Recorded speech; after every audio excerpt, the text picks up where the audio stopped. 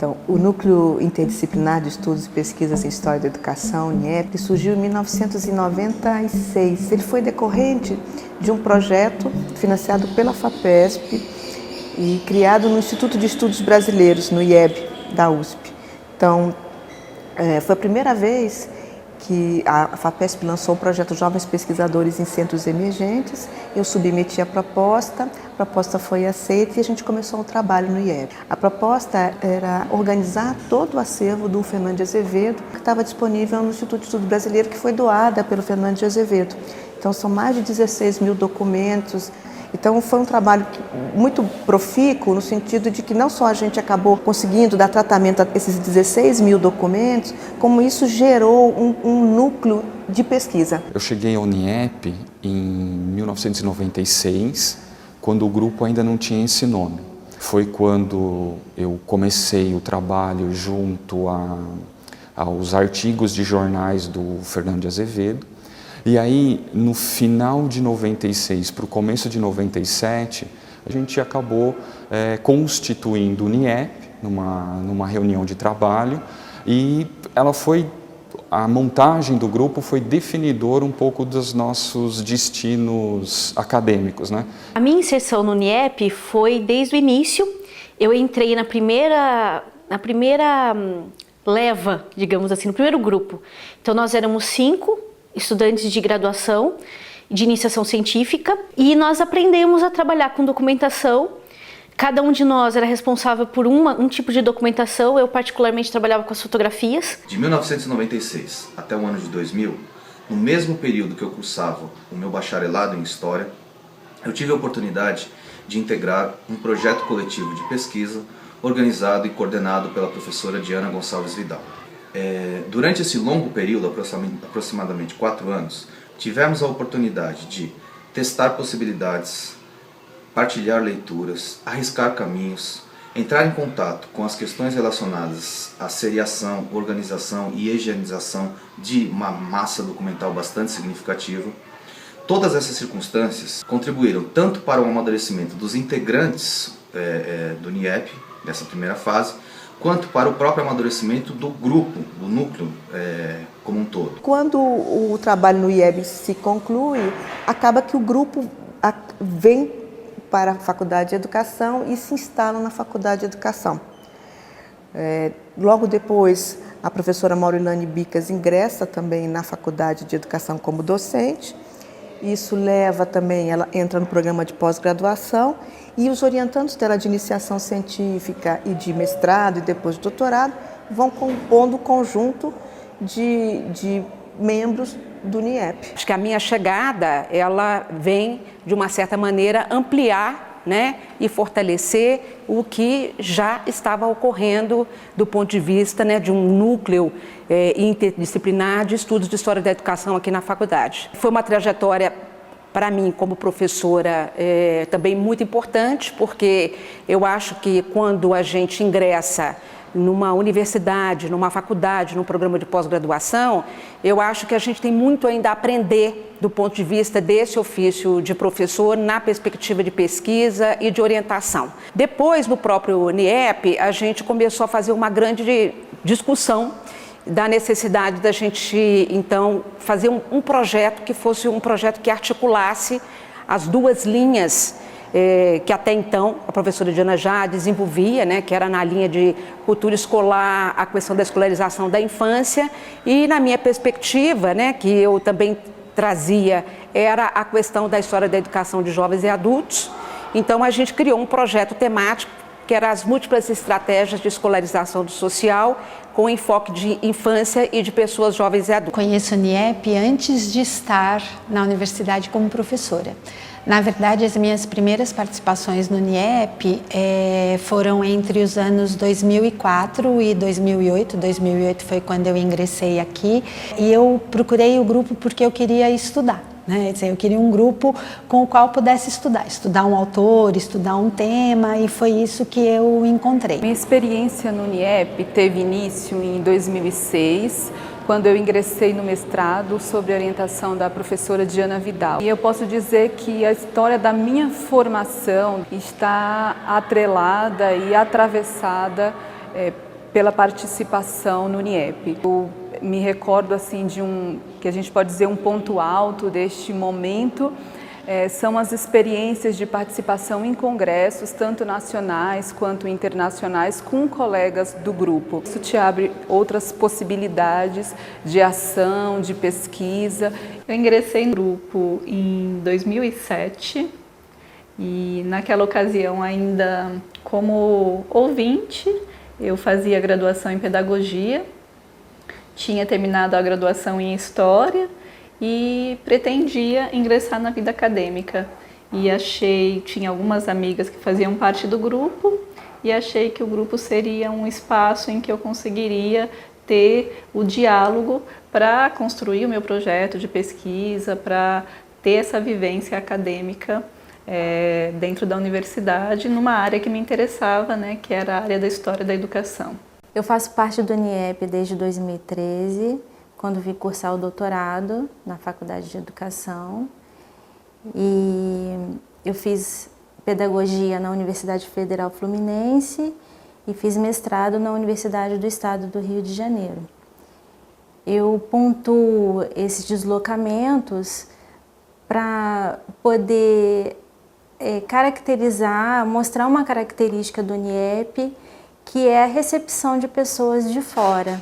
Hoje o grupo ele tem pesquisadores de várias regiões do país, o que nos proporciona estar aprendendo sobre a história da educação de outras regiões, saindo um pouco desse âmbito do Sudeste. Então acho muito interessante que alguém possa estudar a história da educação maranhense em um grupo daqui de São Paulo e percebendo que o campo, na verdade, é um só, né?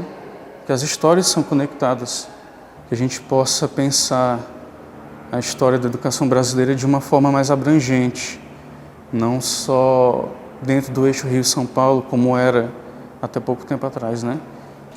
Então, eu entrei aqui como estudante de doutorado para ser orientada pela professora Maurilane Bicas. No NIEP, né, eu vim para desenvolver uma tese, um projeto sobre a educação das classes populares no Rio de Janeiro. Então, nesse momento, eu estudava o Rio de Janeiro, né, porque eu venho do Rio de Janeiro. E aí é legal perceber no grupo essa pluralidade de pessoas que vêm de diversos lugares do país, com diversos temas, diversos interesses de objetos de estudo, períodos diferentes, né?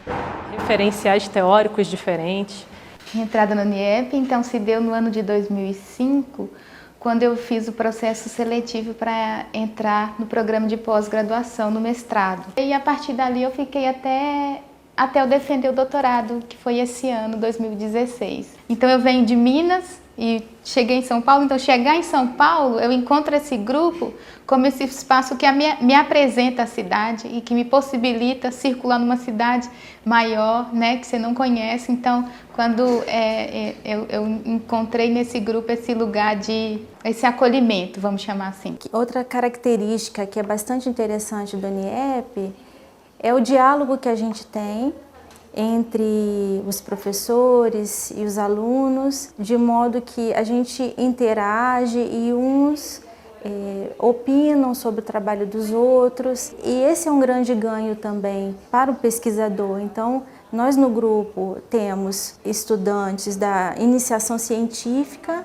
do mestrado, do doutorado e do pós-doutorado. Para mim foi muito bom quando a gente discutiu o meu projeto de mestrado, porque o grupo me ajudou a perceber algumas coisas que precisavam ser melhoradas, quais eram as melhores possibilidades que eu tinha de realização dentro do mestrado. Esse é um momento muito rico de aprendizado, em que a gente pode colocar à prova, né, pode colocar a crítica, apresentar a crítica, o trabalho que a gente está desenvolvendo, o que possibilita quebrar um pouco o isolamento do trabalho de pesquisa histórica que acontece, especialmente para quem estuda o século XIX, né? Às vezes é um trabalho um pouco solitário e a possibilidade de conversar com os colegas no grupo é muito rica. Uma das coisas que eu considero mais legais, assim, quando os meus orientandos apresentam os seus projetos no NIEP e as pessoas veem coisas que eu não tinha visto na minha leitura do projeto, né? Então, eu acho que respondendo, uma das contribuições é essa, de que os trabalhos partilhados melhoram, né? Com a leitura das pessoas, com as opiniões das pessoas, com as sugestões. Não são raras as ocasiões em que uma fonte que eu pesquisei serve para outra pessoa, ou que uma pessoa pesquisando lá no Arquivo Histórico de São Paulo encontra um documento que não serve para ela, mas tem tudo a ver com o trabalho do colega. Então, eu destacaria o NIEP como esse espaço de amadurecimento intelectual acadêmico, mas também como um espaço de convivência importante que nos une para além desse espaço aqui. E uma outra vivência importante que eu acho que o grupo proporciona é a interlocução com outros grupos de estudo de outras universidades do Brasil, né? Então, a gente tinha oficialmente um encontro de grupos de estudos que acontecia anualmente, que tinha o nome de intergrupos, que cada grupo recebia grupos de estudos de outras universidades, e aí a gente compartilhava nossas pesquisas, conversava com pesquisadores mais experientes, e essas vivências foram super importantes. E é uma tendência no Brasil trabalhar com um grupo de pesquisa, que iniciou, eu imagino, lá pelo final da década de 80, porque os professores mais antigos com os quais eu converso não conhecem essa dinâmica de fazer parte de um grupo de pesquisa. E sempre me perguntam o que isso significa, como é que funciona, como é que faz. E hoje em dia se trabalha muito nas universidades em grupos de pesquisa. O NIEP, ele tem essa dimensão, ele é um grupo consolidado, muito consolidado, reconhecido na área de História da Educação. Isso é muito importante, é da onde eu falo. Todos os congressos nos quais eu participo, onde eu circulo, eu falo do NIEP. Eu não falo sozinha. E eu acho que, para mim, né, eu penso que é isso que significa fazer parte de um grupo de pesquisa, de um núcleo de pesquisa. Você não fala sozinho, você está sempre em conjunto, no coletivo. Você tem a sua pesquisa individual, mas você trabalha sempre no coletivo. É uma possibilidade importante dentro da universidade da gente fazer um trabalho de pesquisa coletivo, né? Da gente pensar coletivamente a produção do conhecimento. Isso faz muita falta e eu acho que o NIEP ele tem essa importância. Também é um espaço que possibilita a formação, não apenas enquanto pesquisador, especialmente, mas também que nos ajudam na prática docente. Né? Então, sendo professora do ensino superior, eu tive a possibilidade de colocar em prática muitas das coisas que a gente discutia aqui no grupo. Né? Então, nesse sentido, eu destacaria a importância do NIEP também enquanto um espaço de formação docente, né? Ainda que não seja a principal linha dele. Hoje, eu sou professora universitária, eu trabalho na Universidade de Taubaté e eu tento oferecer aos meus alunos, aos meus orientandos, tudo que eu recebi. Tudo que eu aprendi aqui no núcleo. Eu criei um núcleo de pesquisa em Taubaté, na Universidade de Taubaté, e evidentemente que os moldes, a formação dele é inspirada no NIEP. Hoje, na UFRJ, quando eu tenho meu grupo de pesquisa e oriento os meus alunos, né, de iniciação científica, de mestrado e de doutorado, percebo que muitas daquelas experiências partilhadas pelo NIEP durante todo esse período, ao longo desses 20 anos quase de convivência, percebo que elas se encontram presentes nos meus modos de ser, estar, fazer professor da Universidade Federal do Rio de Janeiro.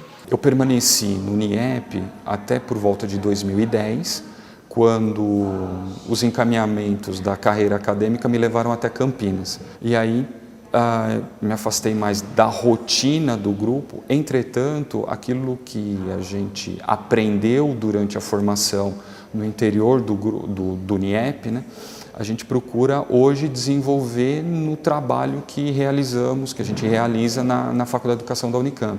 Muito porque eu penso que o processo de formação tem essa característica, que é de você formar o pesquisador e dar condições para que ele desenvolva o trabalho de pesquisa e ensino no lugar onde ele desenvolve o seu trabalho.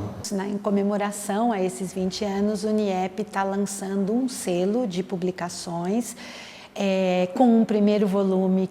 O título do livro é De Madeira e Artes de Fazer Flechas, que é uma referência a um texto do Dominique Julliard, e diz que o historiador tem que aprender a fazer flechas com a madeira que ele encontrar, então tem a ver com as especificidades da pesquisa histórica documental.